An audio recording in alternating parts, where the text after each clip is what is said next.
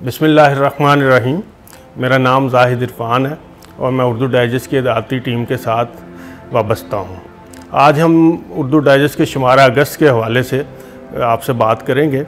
शुमारा अगस्त को जो आप मेरे हाथ में देख रहे हैं, इसका जो सर वर्क है वो मुल्क के नामवर मुसव्विर जनाब असलम कमाल साहब का तख्लीक करदा है।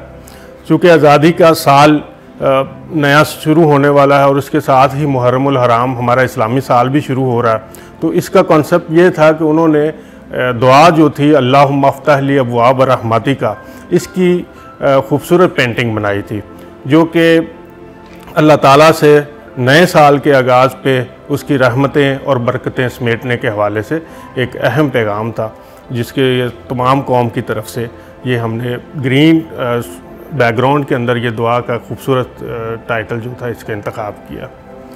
शुमारे के अंदर अगर हम देखें तो अल्ताफ़ साहब का तज़किया मौजूद है।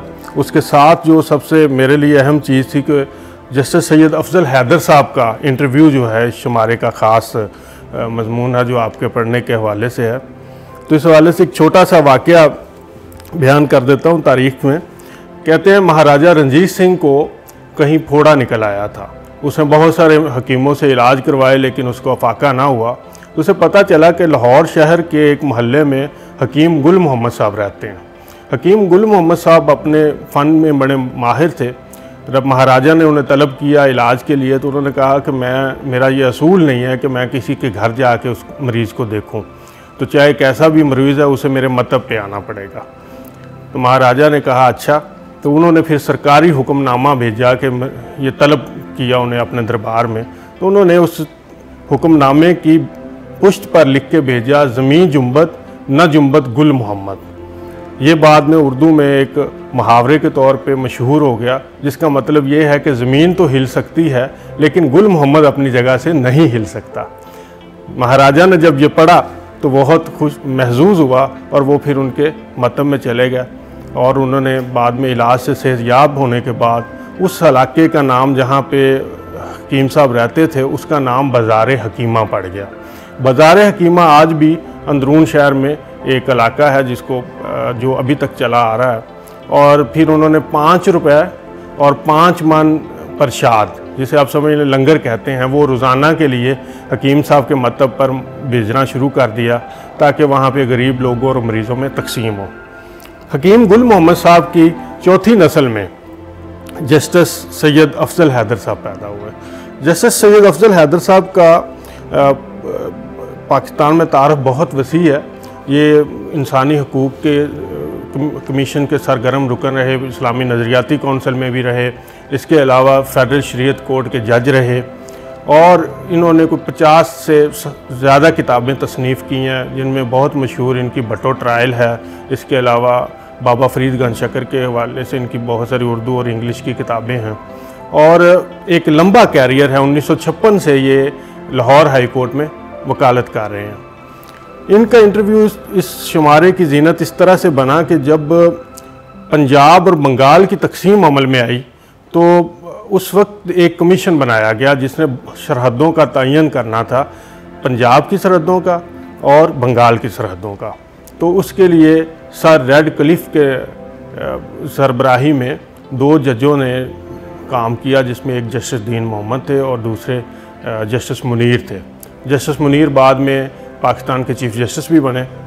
तो हमारी जो टीम थी जिसने मुस्लिम लीग का मुकदमा पेश करना था इस कमीशन के सामने, उसमें जज साहब के वालिद साहब सैयद मोहम्मद शाह साहब शामिल थे और जज साहब जो उस वक्त FC कॉलेज लाहौर में फ़र्स्ट ईयर के तालिब इल्म थे, वो उस टीम के साथ बतौर मावन काम करते रहे।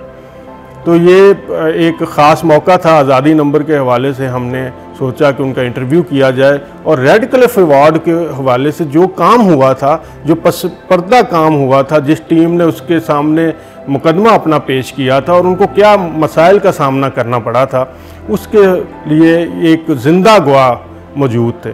जैसे कि उम्र इस वक्त 90 साल से करीब हो चुकी है और लेकिन अभी तक वो बड़े चाको चौबंद हैं, उनका जहन पूरी तरह मुस्तैद है और वो जो भी बात करते हैं उसके साथ तारीख़ी हवालों से उनकी किताबें, उस ज़माने की डायरियाँ और वहाँ की जो तारीख़ी असनाद हैं जो उसमें उनके वालिद साहब को मिली, वो उनके पास मौजूद हैं। तो जब हमने उनसे टाइम लिया तो फिर उन्होंने बड़ी मोहब्बत के साथ टाइम दिया। तो हम वहाँ पहुँचे। उस दिन लाहौर में पहली मानसून की बारिश हुई और हर तरफ पानी पानी था, लेकिन जैसा बर वक्त हमारा इंतज़ार कर रहे थे पहुँचे और वहाँ पे उन्होंने टाइम दिया। और सबसे पहला जो उन्होंने काम किया वो ये था कि वो सारी सरकारी कागज़ात और वो किताबें उन्होंने निकाल के रखी, ताकि कोई भी चीज़ जिसके ऊपर कोई शक या शुबा आए कि ये कहाँ थी तो वो उसका रेफरेंस हमें दिखा सकें, ताकि जो भी वो बात करें वो एक ऑथेंटिक बात हो।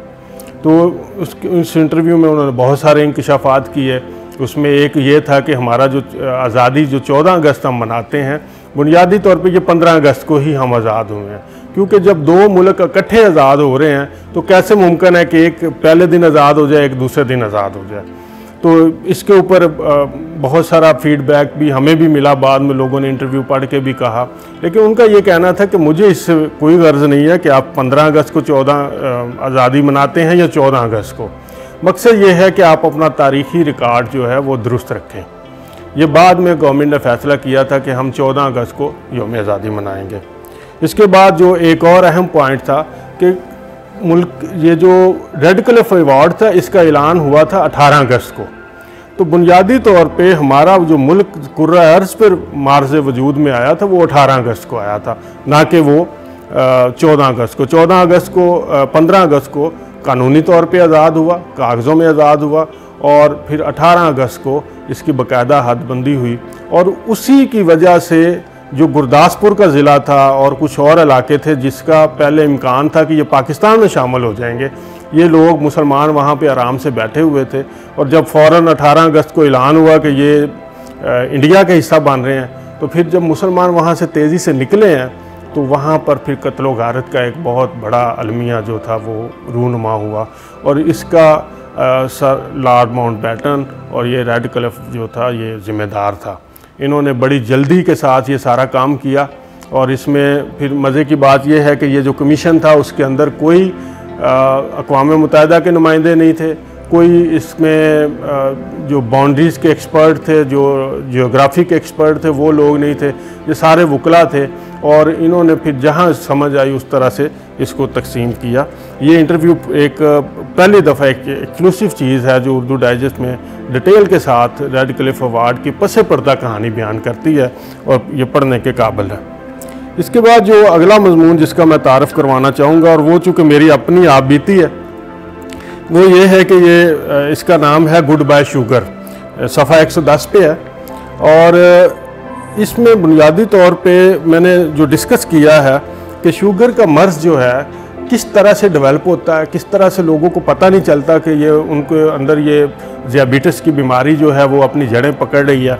और मुझे कैसे पता चला, मुझे जब पता चला तो ये तकरीबन अपनी बदतरीन हालत में पहुंच चुकी थी, जिसकी वजह से बहुत सारे मसाइल का मुझे सामना करना पड़ रहा था और मैंने इस तरफ तवज्जो नहीं दी थी, ना ही इसका टेस्ट करवाया था। तो ये मजमून पढ़ते हुए आपको एक समझ आ जाएगी कि अगर ऐसे अलामात और सिम्टम्स हमारे जिस्म में आ रही हैं तो उसके लिए हमें फौरी तौर पे डॉक्टर से कंसल्ट करना है और किस तरह से हमें इसको देखना है। और अगली किस्त में फिर मैंने जो शुमारा सितंबर में आएगी वो तमाम चीज़ें लिखी हैं जो इलाज के हवाले से मुझे दरपेश हुई हैं। मैं डॉक्टर्स के पास गया, डॉक्टर्स क्या करते हैं, फार्मास्यूटिकल्स कंपनियां क्या करती हैं, ये आपके टेस्ट लेबॉर्ट्रीज़ किस तरह से लोगों को एक्सप्लॉइट करते हैं, हुक्मा बड़े बड़े दावे करके कैसे लोग सेहत का सत्यानाश करते हैं, होम्योपैथी जो है वो क्या कर रही है, वो आपको आने वाली किस्त में मिलेगा। इस किस्त में सिर्फ वही था कि जो शुरू में मेरे साथ मामलात थे उसको मैंने बयान कर दिया।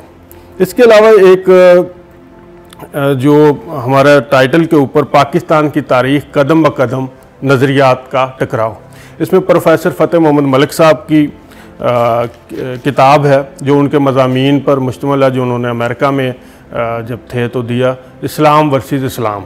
इसके ऊपर बहुत खूबसूरत मजमून है जनाब सज्जाद मीर साहब का।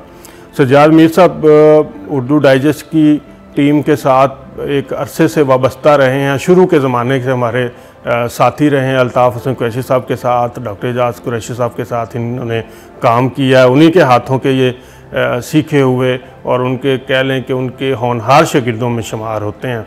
इन्होंने इस किताब के ऊपर बड़ा खूबसूरत तज़किया किया है कि एक डॉक्टर फ़तेह मोहम्मद मलिक साहब चूँकि बाएँ बाजू के दानिशवर हैं और इनका जो ये मज़ामीन थे ये सारे बाएँ बाजू को ही ज़ाहिर कर रहे थे, तो उसके ऊपर एक बैलेंस तज़किया जो था ये सज्जाद मीर साहब ने किया और ये बड़ा खूबसूरत और आज़ादी के हवाले से एक ख़ास दस्तावेज़ है जो आपको पढ़ने से ताल्लुक़ रखती है।